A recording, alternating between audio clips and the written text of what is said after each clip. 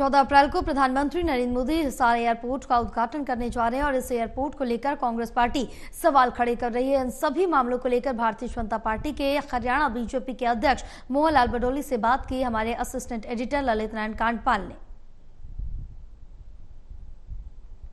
14 तारीख को प्रधानमंत्री नरेंद्र मोदी हिसार आ रहे हैं। उस पूरे मामले पर हमारे साथ बात करने के लिए मौजूद हैं भारतीय जनता पार्टी के हरियाणा बीजेपी के अध्यक्ष मोहन लाल बडोली। सर, आज आपने प्रेस कॉन्फ्रेंस भी की है, जानकारी भी दी है, क्या कार्यक्रम रहेगा? एक एयरपोर्ट मिलने जा रहा है हरियाणा को। ये हरियाणा के लोगों को पहला नेशनल एयरपोर्ट का जो सौगात है और बाबा भीमराव अम्बेडकर जी की जयंती का शुभ अवसर और देश के लोकप्रिय प्रधानमंत्री जी का आगमन, एक ही दिन में 2 स्थानों पर आगमन और हरियाणा को बड़ी सौगात मिलने वाली है। हिसार एयरपोर्ट महाराजा अग्रसेन के नाम से जो एयरपोर्ट की शुरुआत होगी, हिसार में होगी और पहली उड़ान अयोध्या के लिए होगी। भगवान श्री राम के भव्य और दिव्य दर्शन करने का मौका मिलेगा और ये नेशनल एयरपोर्ट देश के लोकप्रिय प्रधानमंत्री नरेंद्र मोदी जी के कर कमलों द्वारा 14 अप्रैल को सुबह 9 बजे होगा और हरियाणा की जनता लाखों की संख्या में उपस्थित होकर प्रधानमंत्री जी का स्वागत अभिनंदन करेंगे और उसी दिन प्रधानमंत्री जी टर्मिनल 2 का भी शिलान्यास करेंगे।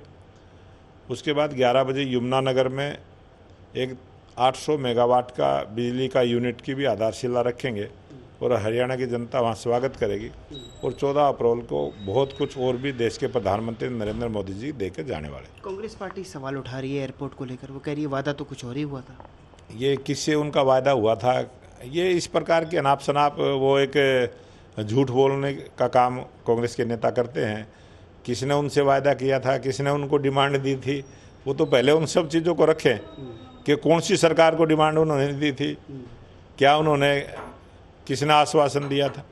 और हमारा आश्वासन है, देश के 140 करोड़ लोगों के साथ आश्वासन है कि 2047 तक ये देश विकसित राष्ट्र बने।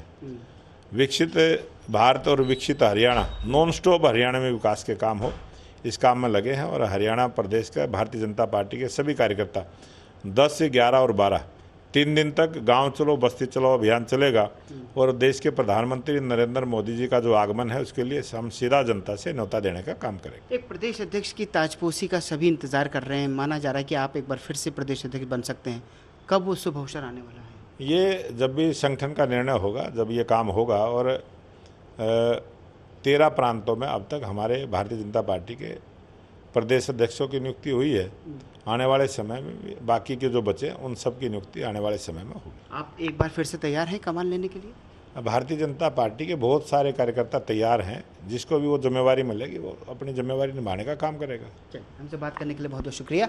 कैमरा पर्सन अनिल के साथ ललित नारायण कांडपाल, टोटल न्यूज़, दिल्ली।